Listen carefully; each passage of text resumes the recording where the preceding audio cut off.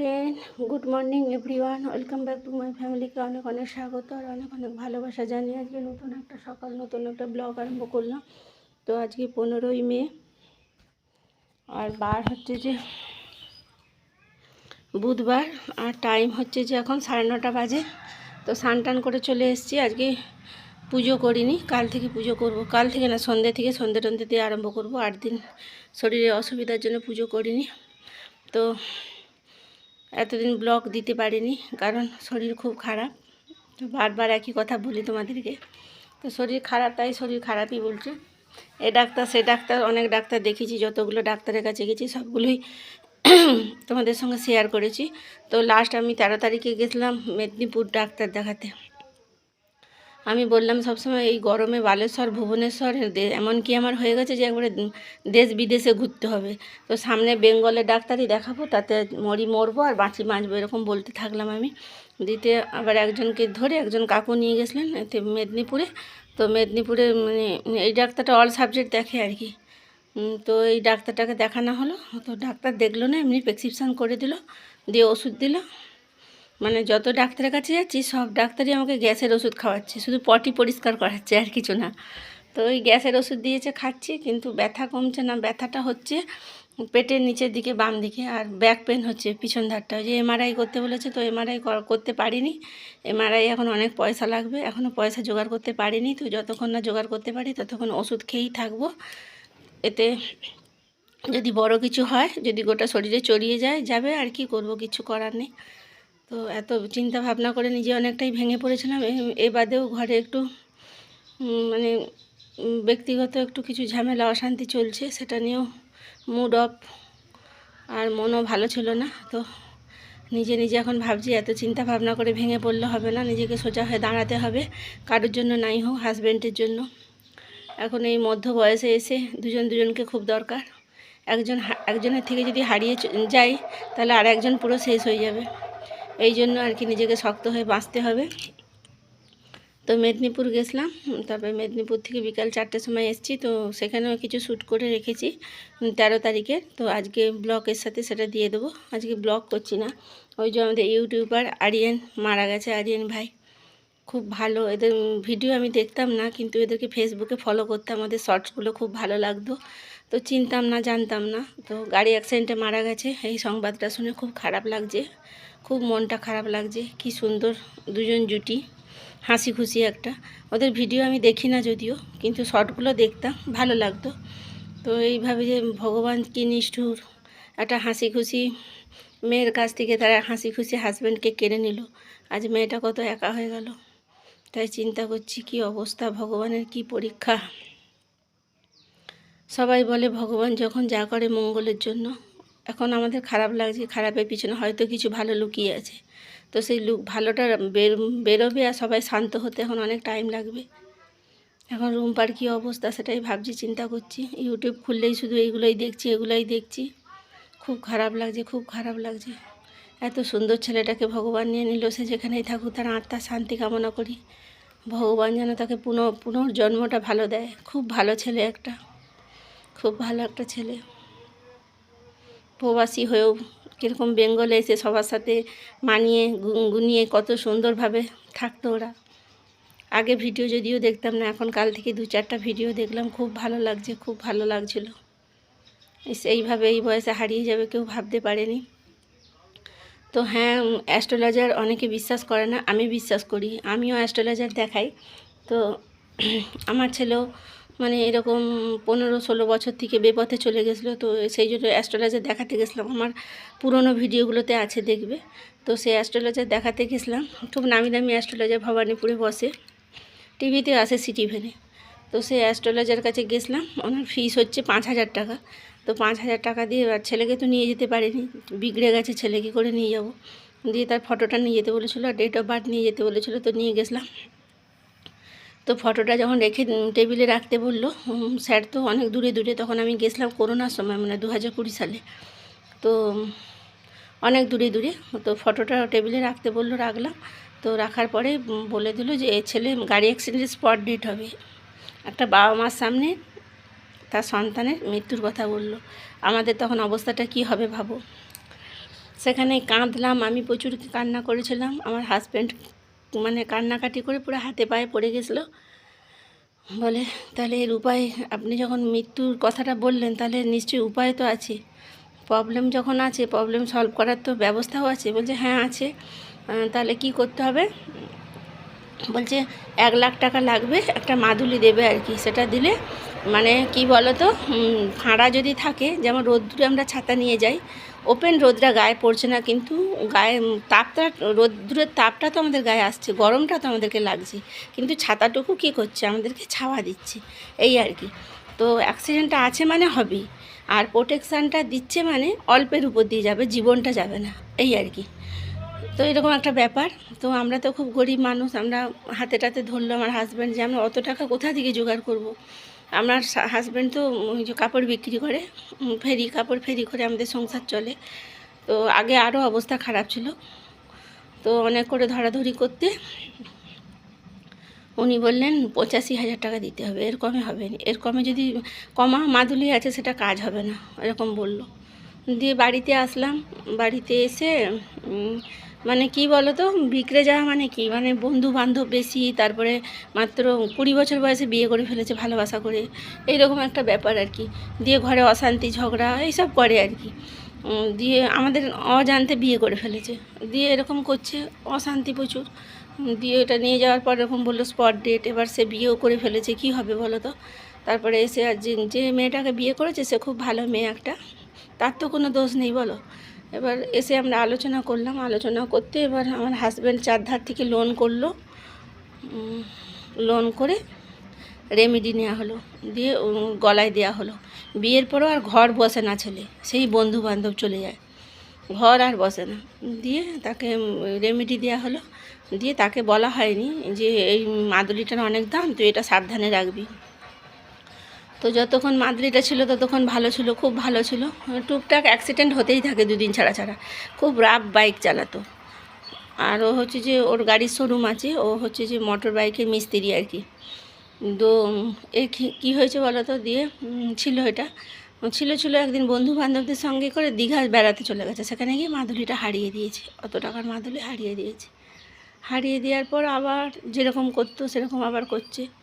দিতে বৌমাকে বলি বাবুর গলায় মাদুলিটা কই, দিয়ে ওকে যে সে তোর গলায় মাদুলি ছিল সেটা কই, দিয়ে বলছে জানি না কোথায় পড়ে গেছে, কোথায় পড়ে গেছে, চারধার খুঁজছে পায়নি। দিয়ে তখন বলছে একটা এইটুকু মাদুলির জন্য তোমরা এত পাগলা হচ্ছ কেন, আমাদেরকে বলছে।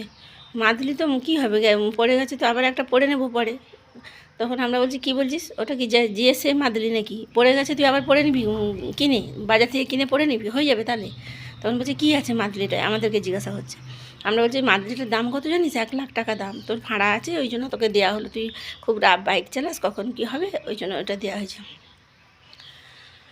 বলে বাদ দাও তো, ওসব কিছু না, ভগবান যখন যার কপালে মৃত্যু লিখছে তখন মাদুলি দাও যাই দাও কেউ আটকাতে পারবে না, তখন যেতেই হবে, ডাক আসলে যেতে হবে।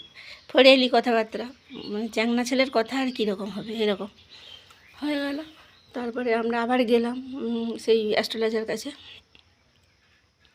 দিয়ে বললাম স্যার এরকম তো হারিয়ে দিয়েছে আর মাদুলিটা, তাহলে কি হবে? বলে আর হবে না, একজনের নামে একবারই সংকল্প করে করানো হয়, বারবার কি এটা হয় নাকি, এটা কি ছেলে খেলা জিনিস নাকি। দিয়ে আমাদেরকে খুব বকাবকি করলো। তারপরেও আমরা অনেক কান্নাকাটি করলাম যে এত বড় কথা শুনেছি, আমাদের একটাই ছেলে, দুষ্টু হোক ডাঙর হোক জীবনে বেঁচে থাকুক, এটাই তো প্রত্যেক বাবা মা চাইবে, তাই না। তারপরে গেলাম, যেতে আবার মাদুলি দিল। এবার মাদুলিটা দিতে সে বন্ধুবান্ধব এমন মাথা খেয়ে নিয়েছে, সে আর মাদুলি পরবে না, বলছে আমি মাদুলি পরবো না, আবার ফেলে দেবো, হারিয়ে দেবো, এরকম বলছে। তখন কি বললাম স্যারকে গিয়ে, স্যার মাদুলি পরছে না, কি হবে? তখন বলে তাহলে ওর বউকে দিয়ে দাও, ওর কাছে কাছে যে থাকবে তাকে দিলে হবে। দিয়ে বৌমাকে পড়ানো হলো, দিয়ে বৌমা পড়েছিল। পড়ার পর টুকটাক অ্যাক্সিডেন্ট হতেই রইল, খুব রাফ গাড়ি চালায়। তারপরে গিয়ে বললাম না, যার জিনিস তাকে দেওয়াটাই ভালো। দিয়ে তারপরে ওকে অনেক বুঝিয়ে বাজিয়ে বাবা বাছা করে অনেক আদর টাদর করে পড়ানো হলো যে তুই যে গাড়ি ব্যবসা করছিস সেই ব্যবসায় আরও উন্নতি হবে, তারপরে তোর পিছনে শত্রু আছে তুই বুঝিস না কেন বাবা, মাদুলিটা রাখ, তোর কোন বাবা মাকে কোনো দিন কারো খারাপ করে বল। দিয়ে এরকম বুঝিয়ে টুঝিয়ে তাকে মাদুলিটা পড়ানো হলো। মাদুলিটা পরানো হওয়ার 1 সপ্তাহ আগে একটা বিরাট অ্যাক্সিডেন্ট হলো। 16 চাকা গাড়ি মারলো আমার ছেলেকে। মানে ও বাইকটা নিয়ে আসছিল, আর অন্ধকার ছিল রাস্তাটা, ওই মেরেছে গাড়িকে। গাড়িওয়ালার দোষ নেই, আমার ছেলে গিয়ে গাড়ির ভিতর ঢুকে গেছে 16 চাকার ভিতরে। মানে সেই স্পটে যারা ছিল তারাই বলেছে আর কি, আমরা তো জানি না। সেদিনকে ছিল শনিবার, 2021 সালে, মানে 21 না 22 সালে, আমার ঠিক মনে নেই, বৌমার মনে আছে। তো অ্যাক্সিডেন্টটা হয়েছে। তখন বিকাল থেকে সন্ধ্যা থেকে সবাই ফোনে কথা বলছে, তুই কোথায় আছিস? বলছে আমি মেদিনীপুরে আছি, খড়গপুরে আছি, এরকম বলছে। আমি যাচ্ছি, বাড়ি যাচ্ছি। দিয়ে দুটো বড় বড় মুরগি কিনেছে, মাংস হবে, দেশি মুরগি, মাংস খেতেও ভীষণ ভালোবাসে। দিয়ে বৌমাকে বলছে যে তুমি মশলা টশলা বেটে রাখো, আমি যাচ্ছি, মাংস হবে, আর বাবা মাকে ঘুমোতে না বলবে, এটা বলছে। আর ওর একটা মেয়েও হয়েছিল তখন, প্রথম মেয়েটা হয়েছে আর কি। আর মেয়েটাকে বড় ভালোবাসতো। দিয়ে মেয়েটাকেও ফোনে কথা বললো, মেয়েকে অনেক আদর টাদর করলো। সেদিনকে শনিবার ছিল, আর আমার জামাই তো আর্মি সার্ভিস করে, তো জামাই বাইরে থাকে যেহেতু, মেয়েকে আনতে যায় ওর বাবা, জামাই যখন থাকে না। তো মেয়েরও সেদিনকে আসার কথা ছিল, মেয়ে এলো শনিবার দিন। মানে ওর বাবা গেছিলো মেয়েকে আনতে, মেয়েকে নিয়ে এসে ওর বাবা শুয়ে আছে, তখন 9টা 9:30 বাজে। দিয়ে মেয়ে, ছেলের একটা মেয়ে হয়েছে, আবার বউয়ের পেটে 2 মাসের না 3 মাসের একটা মানে ছেলে ছিল, ছেলেটা প্রেগনেন্ট ছিল বৌমা আর কি। তো আমার মেয়ে এসেছে বলে, মেয়ে নিয়ে এসেছিলো, বিকালবেলা এসেছিলো, তো রোল এনেছিল, তারপরে পকোড়া টকোড়া অনেক কিছু স্পাইসি জিনিস এনেছিল। দিয়ে আমার পিসি শাশুড়ি আসে সে বাড়ি থেকে, পুরনো বাড়ি থেকে, দিয়ে আসতে বলছে, দিদা এগুলো নিয়ে যাও তো, আমার দাদা বৌদি খাবে। রোল আর পকোড়া টকোড়া সব দিয়ে দিল। মেয়েটা বলে এগুলো আমার দাদা বৌদি ভাইঝি সবাই খাবে। আমাদের একটা পুরনো বাড়ি আছে, ওখানটায় ওরা থাকে, ওখানেও পাকার বাড়ি, আর আমরা এই দোকানটায় থাকি দুজনে আর কি। তো এই হচ্ছে ব্যাপার। তাহলে দেওয়া হলো, নিয়ে গেছে। নিয়ে যাওয়ার পরে ফোন, বৌমা কথা বললো, বোন কখন এসছে জিজ্ঞাসা করলো। আমিও জিজ্ঞাসা করলাম কি ও বাবু আসেনি? বলছে না, চলে আসবে বলছে, আর মাংস করতে বলেছে, 2টো মুরগি কিনেছে, চলে আসবে এরকম বললো। হোক, ভালো কথা। দিয়ে এবার আমি আর মেয়ের সাথে গল্প করছি। দিয়ে তখন 9:30, 9:30, 10টা বাজে। তখন আমি ফোন করছি যতবার, ফোনটা কেউ ধরছে না, বাবুর ফোনে। তারপরে 9:30, 10টা বাজে, তখন একটা ফোন এলো আমার হাজব্যান্ডের ফোনে। আমার হাজব্যান্ড তখন ঘুমিয়ে গেছে, সারাদিন পরিশ্রম করে তো, খায়নি, এমনি ঘুমিয়ে গেছে। আর আমি আমার মা মেয়ে গল্প করছি। আর তখন আমি ফোনটা ধরেছি, ফোনটা ধরতে বাবুর নাম্বার থেকে ফোনটা আসছে। আমি বলি, কী রে বাবু, তুই কোথায়? এত রাত হয়ে গেল, কখন বাড়ি আসবি? তখন বলছে আমি বাবু নই। আমি বলি, বাবুর ফোন আপনার কাছে, আপনি কি? তখন বলছে, আপনার ঘরে কোনো ব্যাটা ছেলে আছে? আমি বলছি, হ্যাঁ আছে। কী হয়েছে বলুন না। বলে, না, কোনো ব্যাটা ছেলে আছে তো, তাকে দিন ফোনটা। দিয়ে তখন আমি আমার হাজব্যান্ডকে ডাকলাম, হাজব্যান্ড ঘুম থেকে লাফ মেরে উঠে পড়ে তখন বলছে যে আপনার ছেলের এরকম খুব বড় একটা অ্যাক্সিডেন্ট হয়েছে, আর অমুক নার্সিংহোম না হাসপাতালে আছে, আপনি তাড়াতাড়ি আসুন। হয়ে গেছে। এবার ওর বাবা কী করছে, খুব কান্নাকাটি করছে। একটা ব্যাটা ছেলে যে এত কাঁদতে পারে সে ভাবা যায় না। মানে একটা ছেলে বলে, ছেলেটা যেন তার পাঁজর। সে কান্নাকাটি করে, এবার পাড়া প্রতিবেশীর লোক জমা করেছে, মারুতি ডেকেছে, দেখে পাড়ার কতগুলো ছেলে, আমার হাজব্যান্ড সবাই গেছে। যখন গেছে তখন কেউ দেয়নি তাকে হাসপাতালে, মিথ্যা কথা বলেছে, স্পটে পড়ে আছে।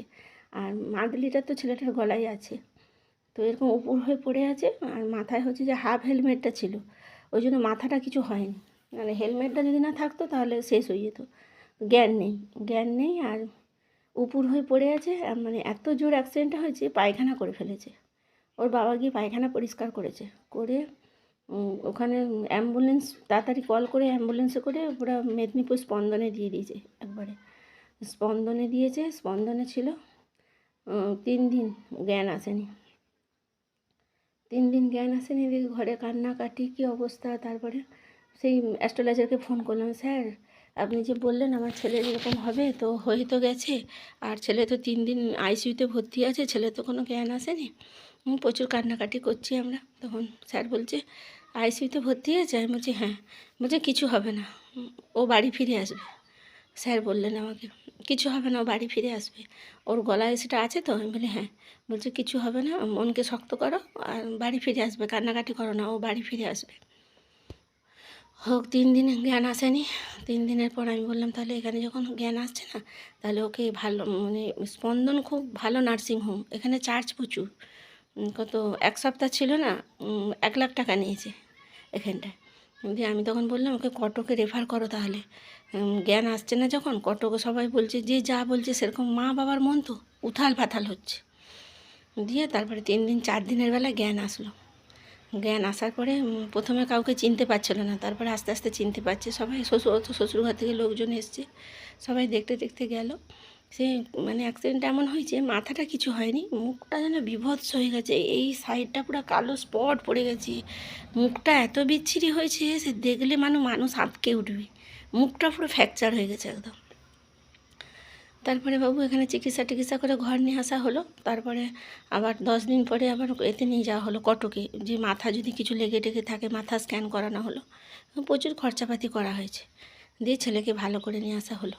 তাই ভিডিওটা আমার একটু বড়ো হয়ে আছে, বক বক করছি। তাই বলছি অ্যাস্ট্রোলজার যারা বিশ্বাস করো না, হ্যাঁ গো, একজন দামি অ্যাস্ট্রোলজার ঠিক বলে, কিন্তু এটা কি অ্যাস্ট্রোলজারদের দোষ বলো? তারা এইসব নিয়ে পড়াশোনা করে, এটা একটা অঙ্কর ব্যাপার, ক্যালকুলেশন করে ওরা বার করে, যেটা আমরা জানি না। কিন্তু ওদের দোষ না, ওরা সত্যটা টিভিতে যখন তুমি লাইন পাবে, তোমার যদি মৃত্যু থাকে সেটা তারা বলবে না, তারা ওপেন বলে না। তাদের চেম্বারে গেলে তারা বলে কি খারাপ করে বলো? তারা তো সতর্ক করে দেয়। এবার তার কিন্তু প্রতিকার নিতে হবে, সেটা তোমাকে পয়সা খরচা করতে হবে। তুমি যদি না নিতে পারো তাহলে সে কী করে দিবে বলো? তারা তো এইসব নিয়ে পড়াশোনা করেছে। যেমন ডাক্তারের বড় বড় অপারেশন করতে গেলে পয়সা লাগে, নাহলে অপারেশন হয় না, রুগী মরে যাবে, ডাক্তারদের কি, তারা পয়সা ছাড়া কিছু বোঝে না। সেই রকম অ্যাস্ট্রোলজির ব্যাপারটাই এরকম। প্রতিকার যখন মৃত্যুটা শুনলো, তখন জমি জায়গা সোনা দানা সব বিক্রি করে একটা লাস্ট চেষ্টা করা উচিত ছিল, প্রতিকারটা নেওয়া উচিত ছিল। তো এই হচ্ছে ব্যাপার। তো আমি পরে আসছি, আবার মাছ কিনেছি, দেখলে মাছ রান্না করব, শাক ভাজবো। আর ভিডিওটা অনেক বড় হয়ে গেল, আমি অনেকক্ষণ বক বক করলাম। আগের ভিডিওটা দেখি ক মিনিটের হয়েছে, নাহলে আগের ভিডিওটার সঙ্গে যোগ করব। যদি বেশি বড় হয়ে যায় তাহলে যোগ করব না, তাহলে আজকেরটাই দেব। ঠিক আছে, সঙ্গে থাকো। আরিয়ান ভাইয়ের আত্মার শান্তি কামনা সবাই করো, আমিও করি। পরে আসছি। হ্যালো ফ্রেন্ডস, দেখো এখন বাজে 12টা 15। এই যে শাক কিনে নিয়েছি, তো আজকে রান্না হবে শাক ভাজা। আর রুই মাছ কিনেছিলাম 600 গ্রাম। তো রুই মাছ দিয়ে এই যে কাঁচকলা, বেগুন আর সজনা ডাঁটা দিয়ে ঝোল হবে। আর এই আলুটা আবার বেশি করে কাটলাম, কারণ শাশুড়ি মাকে তরকারি পাঠাতে হবে ওই জন্য। আর ওইটা হচ্ছে মশলাটা কালো কেন বলো তো? আজকে সে মাসি কিচেন দেখি তো আমি, তো সেখান থেকে আমি কালো জিরে, সাদা জিরে, আদা, কাঁচা লঙ্কা বাটা, তো আজকে করে দেখবো। কোনোদিন কালো জিরে বাটা দিয়ে রুই মাছের ঝোল খাইনি, কীরকম হয় কি জানি। আর এখানে ভাত উপর করে দিয়েছি। তো রান্না বান্না করে নিই, তারপরে তোমাদেরকে শেয়ার করব। কারণ সকালবেলা আরিয়ান ভাইয়ের কথা বলতে গিয়ে অনেকটা ভিডিওটা লং হয়ে গেছে। আর ডাক্তার দেখানোর ভিডিওটা এর সঙ্গে অ্যাড করব বলেছিলাম, না করব না। তাই তো চলো দেখতে থাকো। আগে শাক ভাজাটা বসিয়ে দিই, নাহলে মাছ ভাজাটা আগে বসিয়ে দিই, রান্না করার পর আসবো। তো আরিয়ান ভাই চলে গেল গাড়ি অ্যাক্সিডেন্টে, পৃথিবী ছেড়ে, না ফেরার দেশে। তো ওই জন্য সবসময় রিম্পা কেন, প্রত্যেকটা ব্লগাররা বলে যে আমরা যতদিন বেঁচে আছি সবাই সবাইকে সাপোর্ট করো আর ভালোভাবে বাঁচো। কারণ কোনো মানুষ এখন শান্তিতে নেই, জানো তো। শরীরের অসুস্থতা তো আছে প্রত্যেকটা মানুষের, তারপরে মানসিক চিন্তা, সংসারের অশান্তি, এবার সব কিছু পার্সোনালিটি বলে কিছু জিনিস আছে, সব কিছু তো সোশ্যাল মিডিয়ায় সবাই শেয়ার করতে পারে না। তো ভিতরে সবাই অশান্তিতে থাকে, কেউ শান্তিতে নেই। তাই বলছি, সবাই এসেছে সোশ্যাল মিডিয়ায় কাজ করতে, তো সবাইকে সাপোর্ট করো। আর সাপোর্ট যদি না করতে পারো তাহলে খোঁচা মেরো না, হ্যাঁ, খোঁচা মেরে কথা বলো না, কষ্ট লাগে, দুঃখ লাগে। এই যে মানুষটা চলে গেল, কথায় বলে না, নারী পুড়ে হবে ছাই, তবে নারীর গুণ গাই। এখন আমি বেঁচে আছি, আমার নামে কত লোক কত কিছু বলছে, আজ আমি মরে যাই আমার নামে কত লোক প্রশংসা করবে, এটাই হচ্ছে ব্যাপার। তো কাউকে খোঁচা মেরে কথা বলো না, কাউকে আঘাত করো না। আঘাত জিনিসটা কী বলো তো, যে যাকে আঘাত করে সে আঘাতটা কোনো দিন ভোলা যায় না, মানে আঘাতকারীকে কোনো দিন ভোলা যায় না। আর মানুষ আঘাত করে যেটা ক্ষত চিহ্ন হয় না মনে, সেই ক্ষতটা কোনো দিন শুকিয়ে যায় না, তার দাগটা ঠিক রয়ে যায়। তাই মানুষকে সম্মান করতে শেখো, প্রত্যেকটা মানুষকে বলেছি। মানুষ জীবনে কী আছে বলো তো, আজ আছে কাল নেই, যার যখন ডাক আসবে চলে যেতে হবে। তো এটাই হচ্ছে ব্যাপার। শাক ভাজা বসিয়েছি, কাজ করছি ঠিক আছে, কিন্তু মানে কাউকে, কোনো মানুষকে যদি না চিনি সেটা আলাদা ব্যাপার। হ্যাঁ, অমুক লোক মরে গেছে, শুনলাম, দেখিনি, তাকে এত দুঃখ আফসোস নেই। কিন্তু যাদেরকে প্রত্যেক দিন দেখি, সে যদি মানে নিজের পরিবারের থেকে অনেক কিছু হয়ে যায়। মানে এত খারাপ লাগছে সে ভাবা যায় না। আর আমার তো বেশি খারাপ লাগছে, কারণ আমি সবসময় একা থাকি, আমি ভীষণ চিন্তা করি সব কিছু জিনিসটাকে নিয়ে। খুব খারাপ লাগছে এখন রিম্পার অবস্থাটা কি ভগবান জানে। তাই বলছি, প্রত্যেকটা বন্ধুকে বলছি, সবাই এসছো সোশ্যাল মিডিয়ায়, কেউ এসেছো যে সময় কাটে না বলে, কেউ এসেছো আনন্দ উপভোগ করতে, কেউ এসেছো টাকা উপার্জন করে, যে কারণেই আসো না কেন, কাউকে খোঁচা মারা বন্ধ করো, খারাপ কমেন্ট বন্ধ করো, কেউ কাউকে খারাপ কমেন্ট করো না, একদম করো না, ভগবান তাকে ক্ষমা করবে না। এই তো মানুষটা চলে গেল, সে মরে গেছে, কমিউনিটি পোস্ট দিয়েছে তার বউ। কেউ স্বামীর মৃত্যু নিয়ে কেউ কমিউনিটি পোস্ট মিথ্যা কথা বলে? এই যে অনেক মানুষ আছে তাদেরকে বলছো মিথ্যি ভিউজ কামানোর জন্য। কারোর সম্বন্ধে কিছু না জেনে একদম কথা বলা বা মুখ খোলা উচিত নয়, একদম উচিত নয়। তো বন্ধুরা, অনেক কথা বলে ফেলছি, আমার ভিডিও বড় হয়ে যাচ্ছে। আমি অনেক দিন পর আবার ব্লগ করতে এলাম, আমারও শরীর মন কোনোটাই ভালো না। তো রান্না আগে করে নিই, তারপর শেয়ার করবো, ঠিক আছে? মাছের ঝোল আর শাক ভাজা, এটাই হবে। তো সঙ্গে থাকো, আসতে পরে। বাজে 1:06। দেখো কালো জিরে বাটা দিয়ে হয়ে গেছে আমার হালকা পাতলা মাছের ঝোল আর শাক ভাজা, আর 2 পিস মাছ ভাজা রেখেছি, আর হাজব্যান্ডের জন্য ডিম সিদ্ধ করে রেখেছি। তো এই হচ্ছে দুপুরে রান্না বান্না আজকে। রান্নাবান্না শেষ হয়ে গেল, এখন আমি অন্যান্য কাজ করতে যাব। হাজব্যান্ড এখনও আসেনি, এই বাজে 1:06। তো এমনি সকাল থেকে অনেক বক করে ফেলেছি, আর এমনিতে ভিডিওটা অনেক বড় হয়ে গেছে। সব দিন ব্লগ দিতে পারি না, কারণ আমার শরীর মন কোনোটাই ভালো না। যখন আমি সুস্থ থাকি, ভালো থাকি, অবশ্যই আসি ব্লগ দিতে। তো কে দেখবে নাই দেখবে সেটা তোমাদের ব্যাপার, আমার মন ভালো রাখার জন্য আসতে হয়। তোমাদেরকে খারাপ যারা আমাকে কমেন্ট করে, খারাপ কমেন্ট করে না, আর যে 1-2জন যদিও কেউ করে থাকে, তো তাদেরকেও, সেও আমার পরিবারের মানুষ। তো তাদের কাছে, খারাপ মানুষের কাছে আমাকে আসতে হবে, ভালো মানুষের কাছে আমাকে আসতে হবে। আমাকে নিজেকে ভালো থাকার জন্য কত তোমরা দূরে সরিয়ে দেবে, আমি ঠিক চলে আসবো আবার। তো এই হচ্ছে ব্যাপার। তো আজকের ভিডিওটা এই পর্যন্ত।